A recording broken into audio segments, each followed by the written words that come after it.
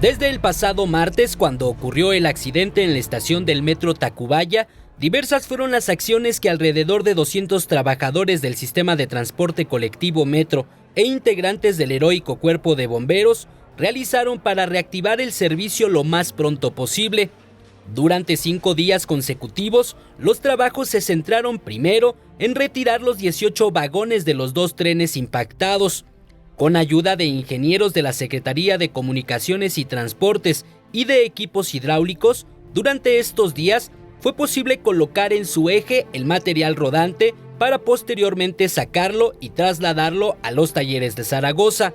Otras de las acciones que se llevaron a cabo fue la sustitución y reparación de 160 metros de tramos de la barra guía afectada, el cual comprende un espacio entre la estación Tacubaya hacia el interior del túnel con dirección a Observatorio.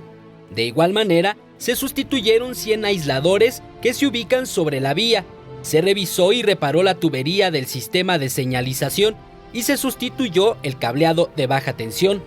Después de concluidos los trabajos, autoridades capitalinas anunciaron que este lunes se llevaron a cabo pruebas de seguridad en vías y trenes.